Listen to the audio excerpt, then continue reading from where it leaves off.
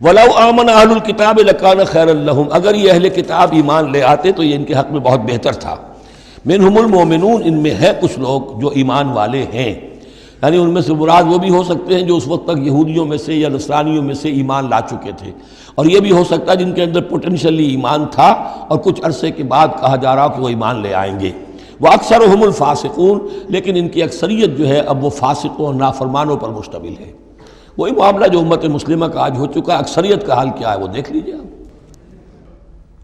لَن يَضُرُّوكُمْ إِلَّا أَذًى، اے مسلمانوں یہ تمہیں نقصان نہیں پہنچا سکیں گے مگر کچھ تھوڑی سی کوفت، بہرحال تمہارے لیے کوفت کا سبب تو بنتے رہیں گے، لیکن یہ تمہیں کوئی ضرر بالفعل پہنچا نہیں سکیں گے۔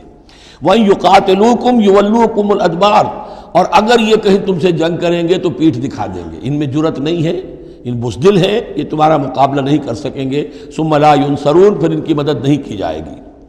ضربت علیہم الذلہ، اب وہ آیت آ گئی سورہ بقرہ کے وہ جو 7ویں رکوع کے آخر میں آئی تھی، بس تھوڑا سا ترتیب کا فرق ہے۔ ضربت علیہم الذلۃ اینما ثقفوا، ان کے اوپر ذلت تھوپ دی گئی ہے، مسلط کر دی گئی ہے جہاں بھی پائے جائیں، الا بحبل من اللہ وحبل من الناس، سوائے یہ کہ اللہ کا کوئی سہارا انہیں ہو، کسی وقت اللہ انہیں سہارا دے دے، یا ان کا سہارا بن جائیں لوگ، جیسے آج پوری عیسائی دنیا ان کا سہارا بنی ہوئی ہے۔ اسرائیل قائم ہے تو اپنے بل پر نہیں، پوری عیسائی دنیا کی سپورٹ پر قائم ہے۔ ابھی جو یہ جنگ ہوئی تھی خلیج کی جنگ، تو جو اس کا کمانڈر ان چیف تھا، اس کا وہ نام میرے ذہن سے اس وقت اتر رہا ہے، اس نے صاف کہہ دیا تھا، اس لیے کہ فوجی لوگوں کی زبان سے نکل جاتا ہے، جن کے منہ سے نکل جاتی ہے، جن کے منہ سے سچی بات مستی میں، فقیہ مصلحت بھی سے وہ رندے بادہ خار اچھا، انہوں نے صاف کہہ دیا تھا یہ پوری جنگ ہم نے اسرائیل کے تحفظ کے لیے لڑی ہے۔ کس قدر خون ریزی ہوئی ہے، صرف اسرائیل کا تحفظ پیش نظر تھا، تو یہ ساری سپورٹ ان کی ہے۔ ضربت علیہم الذلۃ اینما ثقفوا الا بحبل من اللہ وحبل من الناس وباؤوا بغضب من اللہ، اور یہ اللہ تعالیٰ کا غضب جو ہے اور غصہ انہوں نے حاصل کر لیا ہے۔ وضربت علیہم المسکنہ، اور ان کے اوپر کم ہمتی مسلط کر دی گئی ہے۔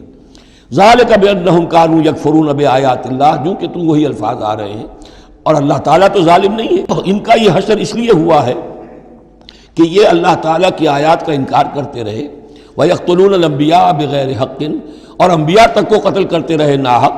ذَلِكَ بِمَا عَصَوْا وَكَانُوا يَعْتَدُونَ، اور یہ ہوا اس لیے کہ انہوں نے نافرمانی کی روش اختیار کی اور حدود سے تجاوز کیا۔ لیسوا سواء، پھر وہی بات جو میں عرض کر چکا ہوں، یہ سب کے سب برابر نہیں ہیں، ان میں سے اچھے بھی ہیں برے بھی ہیں۔ من اہل الکتاب امۃ قائمۃ یتلون آیات اللہ آناء اللیل وہم یسجدون، اہل کتاب میں ایسے لوگ بھی ہیں جو کھڑے رہنے والے لوگ ہیں، سیدھے راستے پر ہیں، اللہ کی آیات پڑھتے رہتے ہیں رات کے اوقات میں اور سجدہ بھی کرتے ہیں۔ خاص طور پر چونکہ یہاں اہل کتاب کا لفظ آ رہا ہے، جو عیسائی راہب تھے حضور کے زمانے میں، ان پہ کثیر تعداد جو ہے وہ اس کردار کی حامل تھی۔ انہی میں سے ایک بحیرہ راہب تھا جس نے بچپن میں حضور کو پہچان لیا تھا، تو ان میں ایسے لوگ موجود تھے۔